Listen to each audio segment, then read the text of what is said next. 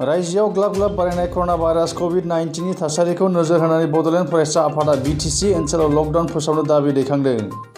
Corona भाइरासखौ लानानै BTC ओनसोलाव राजखान्थि खालामनो नाजादों होननानै गोख्रों अजद खालामदों बड'लेण्ड फरायसा आफादनि आफादगिरि सोगोमसार बसुमतारिया। आसामनि राजधानी गुवाहाटी नोगोरमायाव कर'ना भाइरासनि थासारिया गिख्रंथाव महर लानाय समावनो बिटिसिनि गोजौ थाखोनि बिबानगिरिया गुवाहाटीनिफ्राय थांलाय फैलाय खालामो होनना बुङो, जायनि थाखाय बिटिसि सेक्रेटारियाव मावफारिफोरा गिलुं गिलुं थासारियाव होननानै बसुमतारिया बुंबावो। खौरांगिरिनि सिगाङाव बड'लेण्ड फरायसा आफादनि आफादगिरि सोगोमसार बसुमतारिया बुंबावो दि कभिड-19 पजिटिभ मोननो हानाय एनडिपिनि गायसनगिरि आफादगिरि रन्जन दैमारिजों लोगोसे सा 12 दावहारु जोहोलावफोर आरो आसामनि कृषक नेता अखिल गगैखौ गोख्रों फाहामथायनि राहा खालामनांगौ होननानै सरकारनि खाथियाव दाबि खालामदों। করোনাক লৈ পেলাই আমাৰ বিটিচিত ষড়যন্ত্ৰ চলিছে। বিটিচিত যেটো নিৰ্বাচন এইটো পিছুৱাই দিয়াৰ কাৰণে কৰোনাক ৰাজনীতিৰ অস্ত্ৰ হিচাপে ব্যৱহাৰ কৰা হৈছে বুলি আমি অনুভৱ কৰোঁ। আৰু এইটো কৰা হৈছে আমাৰ ইয়াত যি নাকি গাৰ্জেন স্বৰূপ হিচাপে আগত পৰা সেই অঞ্চলখন চোৱা চিতা কৰি আছে। বিপিএফ দলৰ যেটো স্থিতি এইটো দুৰ্বল কৰাৰ কাৰণে এইটো কৰা হৈছে বুলি আমি অনুভৱ কৰোঁ। বৰ্তমান আমাৰ ৰঞ্জন दैमारी ডাঙৰীয়া যি এনডিবিৰ ফাউণ্ডাৰ প্ৰেছিডেণ্ট, বৰ্তমান তেখেতৰ দেহত গুৱাহাটী চেণ্ট্ৰেল জেলত থাকোঁতে কোভিড পজিটিভ বা কৰোনা পজিটিভ পোৱা গৈছে।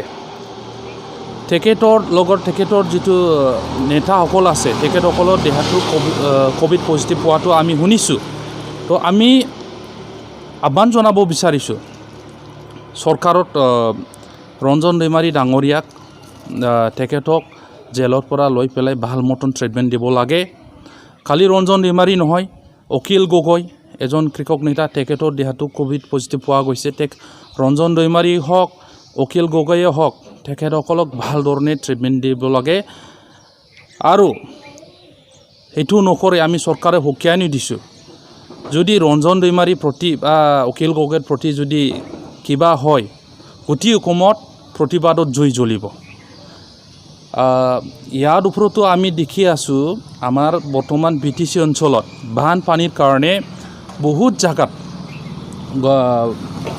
বানপানী হোৱাৰ কাৰণে বহুত জাগাত কিছুমান গাঁৱত গৰা খহনীয়াই উঠাই লৈ গৈছে, যাৰ কাৰণে মানুহৰ গড় খেতি বাৰী বহুত বস্তু নদীৰ পানীত হেৰাই যাব লগা হৈছে, যাৰ ফলত আমাৰ ৰাইজে আশ্ৰয় শিবিৰত থাকিব লগা হৈছে। কিন্তু বিটিচিৰ ফালৰ পৰা বৰ্তমান যিটো ৰাজ্যপাল শাসন চলি আছে, প্ৰশাসনৰ তৰফৰ পৰা যি ধৰণত তৎপৰতা দেখাব লাগিছিল ৰাইজক সেৱা দিয়াৰ কাৰণে এইটো আমি দেখিবলৈ পোৱা নাই। তো সেইকাৰণে আমি খুব দুখ প্ৰকাশ কৰিছোঁ। আৰু যদি আজিৰ দিনত এটা নিৰ্বাচিত চৰকাৰ থাকিলেহেঁতেন হয়তো ৰাইজৰ যিটো অভাৱ অভিযোগ বা যিহেতু বানপানীৰ মাজত বহুত ক্ষতিগ্ৰস্ত হৈছে, যথেষ্ট সহযোগ দিব লগা আছে, এইখিনি নিৰ্বাচিত চৰকাৰত কোনোবা MCLA হওক বা বিৰোধী দলৰ MCLA সকলেও সেৱা দিব পৰা এটা সুযোগ থাকিলেহেঁতেন।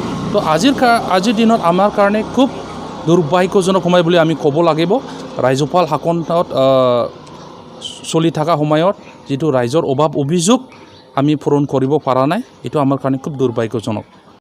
আজি কোনোবা আমাৰ উপায়ুক্ত ডিচিৰ হোমগাৰ্ড বা সেৱা দিয়া মানুহবিলাক দেহত যদি কোভিড পজিটিভ ধৰা পৰিছে বা কোনবোৰ ঠাইত যদি ট্ৰেভেল হিষ্ট্ৰী নাথাকা মানুহৰ দেহত যদি কোভিড পজিটিভ পোৱা গৈছে, এইটো আমাৰ কাৰণে খুব ভয় কৰিব লগা কথা বৰ্তমান সময়ত।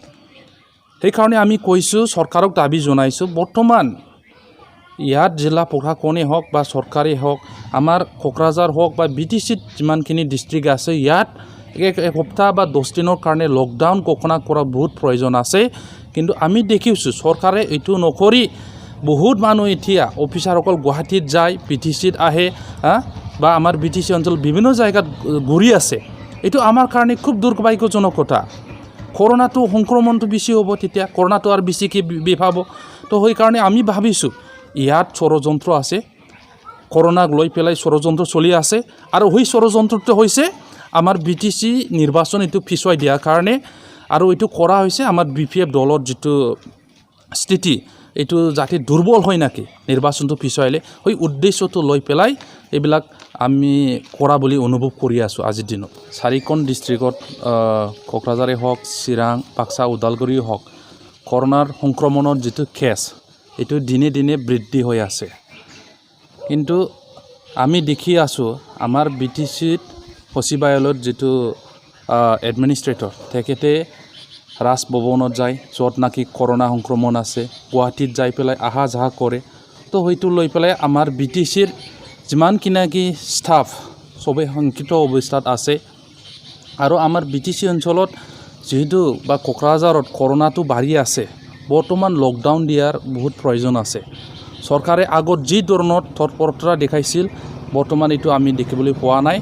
সামাজিক সংক্ৰমণ হ'বলৈ গৈ আছে এনেকা আমি অনুভৱ কৰি আছোঁ যেহেতু কেছটো বাঢ়ি আছে ডেইলি কাৰোবাৰ ট্ৰেভেল হিষ্ট্ৰী নাথাকা ব্যক্তিটো যেহেতু দেহত এইটো কৰোনা পজিটিভটো পোৱা গৈছে তো আমি শংকিত হৈছোঁ তো আমি ভাবোঁ কৰোনাক লৈ পেলাই আমাৰ BTCত ষড়যন্ত্ৰ চলিছে